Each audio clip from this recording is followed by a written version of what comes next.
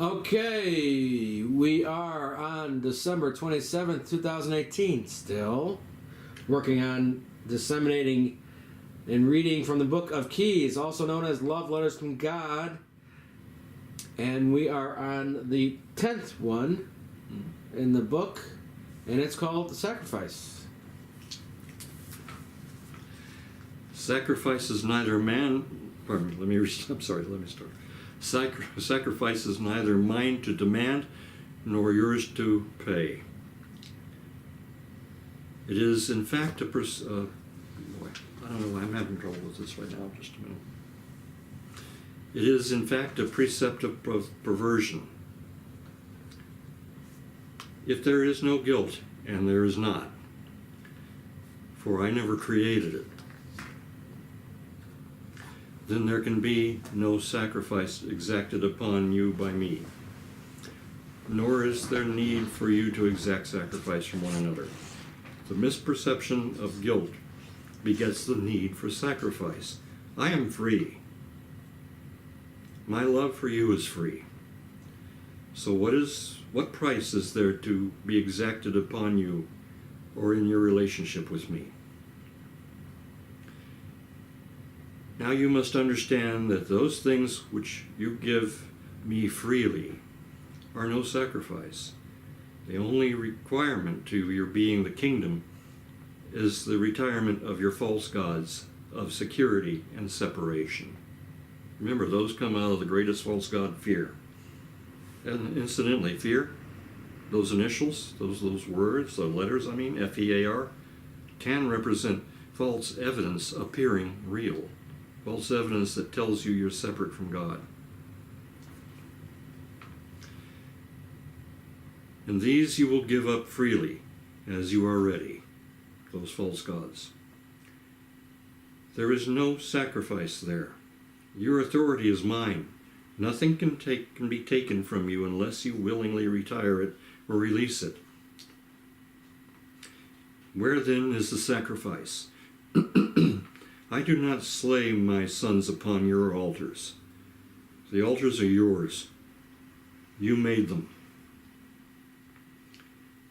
What do you lose if you sacrifice separation? Rather ask, what do you gain by giving up that which is unworthy of you and me? Meaning giving up the separation. As I have told you, sacrifice is always self-inflicted and is therefore masochistic. This is not the way of our kingdom. Listen, my beloved. My love is not earned at the point of a sacrifice. For if it were, you would hate me, and salvation of souls would be a hollow myth. I assure you, salvation is real. Sacrifice either of yourself or your brother or your sister has no place in our relationship at all. Fulfillment, however, does. As you invite me into your life, we will gently but firmly dispel the false dark gods of separation and fear. And the blocks against healing will dissipate as so much self-imposed mist. See sacrifice for the delusion of separation it really is, and give it no quarter in the house of your soul. I like the way he says that. You deserve the best. Be the best. Sacrifice of any kind does not bring you closer to me, nor does it bring you closer to you. In fact, it becomes a wall between us, which we both must tear down, but only as you will invite me to help you to do so. From you, whom I gladly give my love, I will take only that love that you offer me in the form of yourself. On this you have my eternal promise. Impose sacrifice neither on yourself nor on one another, and you impose none on me. Yours is the abundance that is our shared heritage, bathed in the prosperity and purity.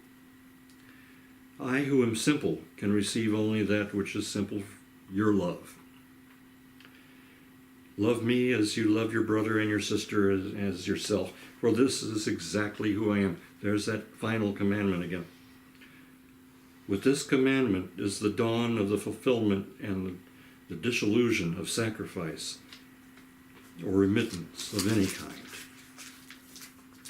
There are no tariffs in our kingdom, nor is there any need for retribution. The end of sacrifice comes at the beginning of forgiveness. Even beyond forgiveness lives true invulnerability, which feels neither offense nor pain. That which is unable to be harmed will demand neither forgiveness nor retribution. Can't be harmed. This, my beloved, is what we are, for it is what I am. I am your brother and your sister in innocence. I have only one thing to give, my vision of our true being, and this is all I will ever receive from you. All my love freely, God. Beautiful.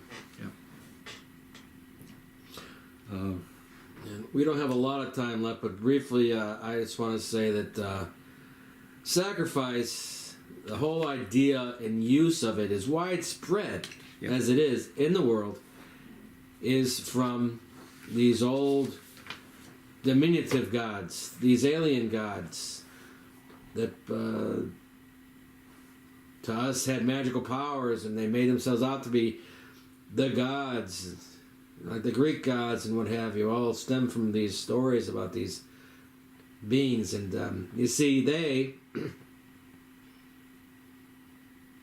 a lot of them did not have, let me say it this way, they cut themselves off from the love of God. Mm-hmm. All right? And so they needed our love, our attention, our sacrifice to them so they could feel something, so they could have energy. So it was them who demanded and put in some of our holy books that you must sacrifice and harm animals and even harm and kill your own children, put them on a funeral pyre for God. Well, it wasn't the God, it was them. And this has to be known. This has to be a very important fact that gets out with disclosure and set right for all the religions and everyone to know. The whole idea of sacrifice never had anything to do with the real God. It was all about sending twisted, usurped energy and power to these beings. True. In the demonic form, you see these beings, these unphysical realized beings, they get people to be fearful, to be afraid of things. And as you enter into a state of fear, you see, you leach out your energy. You leach out all your power. They're like vampires. And they are there waiting in the wings, energetic vampires, like Bob says, to pick it up and suck it up. And the more they can keep you in that state, the better. In fact, it's widely known among the ritual Satanists of the world that there are secret rooms around a lot of the movie theaters where these beings hang out. These ritualistic, evil, twisted people hang out.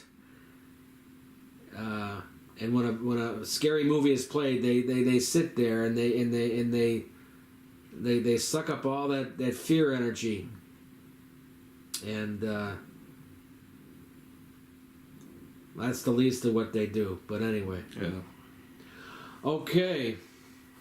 Our tape is almost over. Yep. We'll see you next time. Yeah. I think I'm going to break there for today.